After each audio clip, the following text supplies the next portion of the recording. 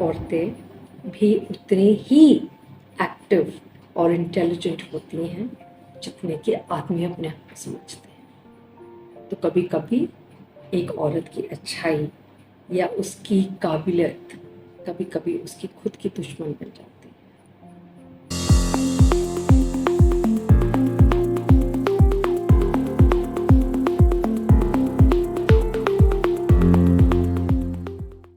शादी सभी जानते हैं कि स्पेशल और पवित्र बंधन होता है जिसमें हस्बैंड वाइफ का जो रिश्ता, जितना नज़दीकी रिश्ता उनके बीच में होता है उतना रिश्ता किसी के शायद नहीं हो सकता। और वो रीज़न एक्चुअल में सारे अडल्ट जानते हैं। आपका फिज़िकल रिलेशनशिप से ज़्यादा नज़दीकी रिश्ता दुनिया में कुछ नहीं होता। तो वही फिज़िकल रिलेशनशिप आपको जब आप प्रोक्रिएशन में भी करते हैं, बच्चे होते हैं, तो आपको फिर उससे ज़्यादा और नज़दीकी क्या होगी किसी भी इंसान की। तो शादी में तो इट्स अंडरस्टूड कि this is a part and parcel of a marriage. But कई बार ऐसा भी होता है कि कभी कभी कपल्स जो होते हैं लगते बहुत खुश हैं और हो सकता है कि उनमें से एक खुश भी हो। ज़रूरी नहीं है दोनों ना खुश हो। शादी में साथ रह रहे हैं तो कोई तो वजह होगी साथ रहने की। तो उनकी साथ रहने की वजह बहुत हो सकती हैं। कुछ हो सकता है कि हस्बैंड कॉम्प्रोमाइज़ कर रहा हो अपनी वाइफ के साथ रहने में, और कुछ बातें ऐसी भी हो सकती हैं कि मजबूरी है वाइफ की भी साथ रहना, क्योंकि बच्चे हैं, जिम्मेदारियां हैं और आपको अपने इतना लगाव होता है कि लगता है कि जीवन चला लेंगे इससे। बट जब आज का युग की बात कर रही हूँ मैं, आजकल के समय की, क्योंकि पहले ज़माने में तो बिल्कुल सोच ही अलग होती थी। पर आजकल के ज़माने में अगर पुराने ज़माने की सोच के साथ अगर शादी हो, जिनमें से एक तो वैसे आप दिखाओ कि आप आज के हो और आपकी सोच भी आज की है, पर आपका जो बिहेवियर है और आपका सोचने का तरीका है वो पुराने ज़माने का हो, तो फिर वहाँ क्लैशिंग हो जाती है। और क्लैशिंग भी इसलिए होती है कि जब हस्बैंड और वाइफ आपस में इंटरेक्शन रखते हैं तो कभी तो नई युग की क्लैशिंग हो जाती है और कभी पुराने युग की क्लैशिंग हो जाती है। मतलब कि कोई बात आज के युग की अच्छी नहीं लग रही तो नहीं करना, और कुछ पिछले युग की बहुत अच्छी लग रही है तो उसे फॉलो करना, जबकि वो प्रक्रिया छूट चुकी है। दुनिया बहुत आगे बढ़ चुकी है और वो सब कुछ छूट चुका है। और वो इसलिए छूटा है क्योंकि रिश्तों में बदलाव आया है कि ना कि हस्बैंड वाइफ की तरह रहें। कईयों में तो इतनी अच्छी फ्रेंडशिप होती है, इतने मतलब सोलमेट्स भी कह सकते हो उन्हें। ज़रूरी नहीं सोलमेट्स हस्बैंड वाइफ ही हो, सोलमेट आपका लाइफ में कोई भी हो सकता है। बट यहाँ मैं बात कर रही हूँ कि अगर वाइफ अच्छी है, सब कुछ ठीक है, हस्बैंड भी बहुत अच्छा है, सब कुछ ठीक है, पर कुछ समय बाद आपका जो हस्बैंड है वो आपको अब पसंद नहीं करता। वाइफ में कोई कमी नहीं है, वाइफ एक पूरी पैकेज है उसके पास, हस्बैंड भी पूरा पैकेज है। पर यहाँ मैं बात कर रही हूँ when a woman goes through this problem. Anybody can go through it, a man can also go through it, but here I'm talking about when a woman goes through it. और वो मतलब लाख कोशिश करती है अपने हस्बैंड को खुश इसलिए रखना क्योंकि उससे बहुत ज़्यादा मोहब्बत करती है और बहुत जुड़ी हुई होती है, बहुत लगाव होता है। पर उसका जो हस्बैंड है उसको उसकी कोई भी बात अब पसंद नहीं आती। वो जो बोले, वो जो करे, उसके हस्बैंड पहले से तैयार बैठे होते हैं उसकी हर बात को काटने के लिए, और उसकी हर, जो अगर उसने कुछ किया है तो उस अच्छे कार्य में कमी ढूंढना। अब जब साथ रहते हैं तो कुछ काम अच्छे भी होते हैं, कुछ बुरे भी होते हैं, और दोनों करते हैं। ये तो है नहीं कि सिर्फ एक इंसान गलती करता है, दोनों कर सकते हैं। बट इसी को तो मैरिज कहते हैं, कि साथ रह के आपस में लड़ झगड़ के मसला सुलझाते हैं।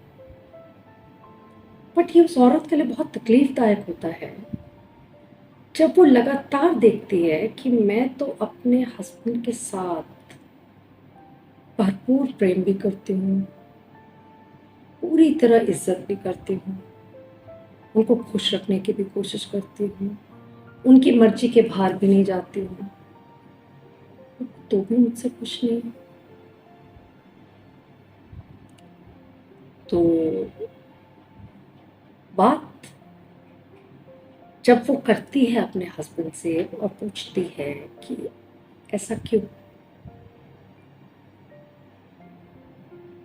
वो ही हस्बैंड के पास जवाब नहीं होता देने के लिए कि वो ऐसे क्यों है। वो कहते हैं नहीं ऐसा तो कुछ भी नहीं, बिल्कुल नहीं, आपको कोई मिसअंडरस्टैंडिंग है, बिल्कुल ऐसा कुछ नहीं।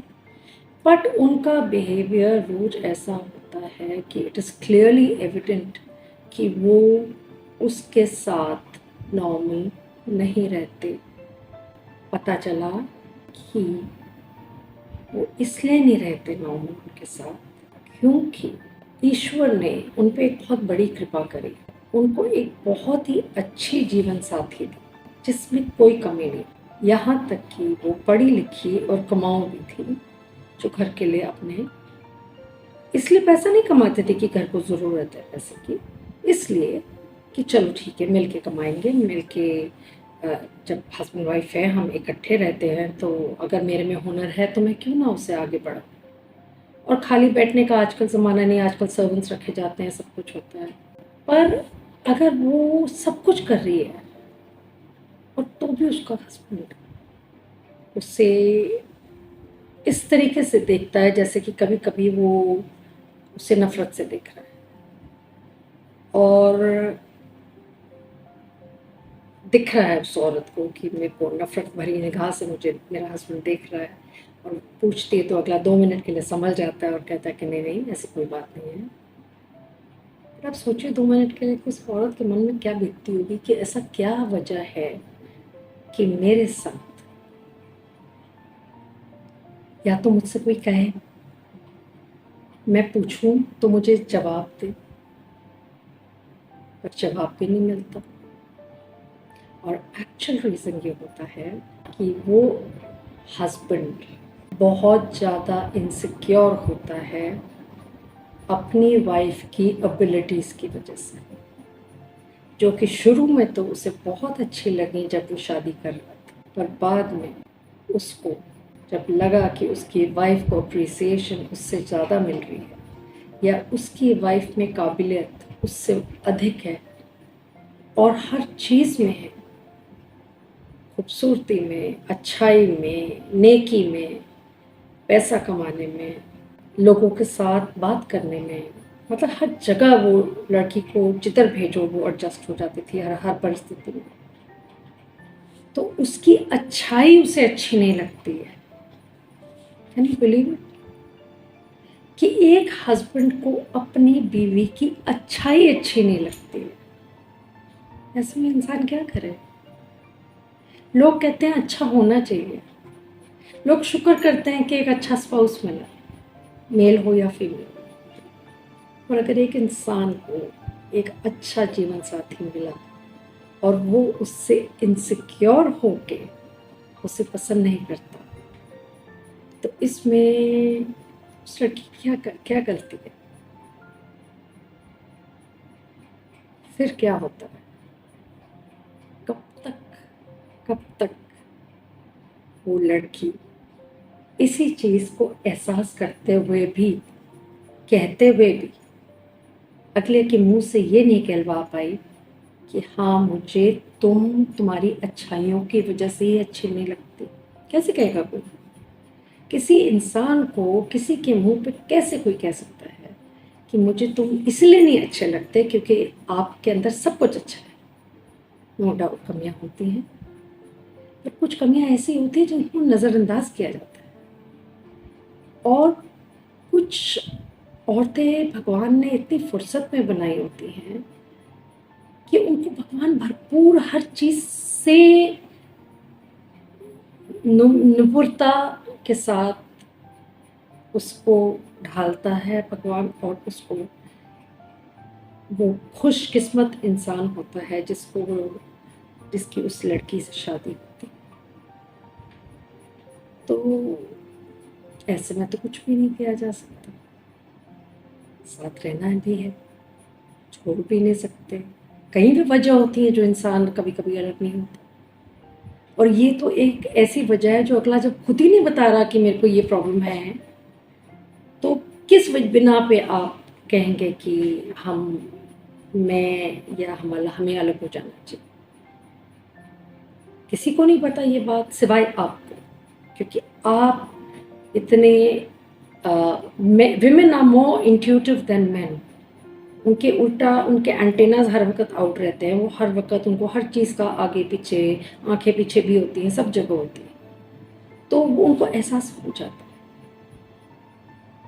है। ऐसी परिस्थिति में मेरी राय सिर्फ उन हस्बैंड्स को है कि इस बात में अगर 50% भी किसी औरत में अच्छाइयाँ हों तो उसको अपने दिल से लगा के अपने मन में एक ऐसी जगह दीजिए इज्जत की, मोहब्बत की, क्योंकि किस दिन वो लड़की या औरत आपके जीवन से चुपचाप निकल जाएगी आपको पता भी नहीं चलेगा।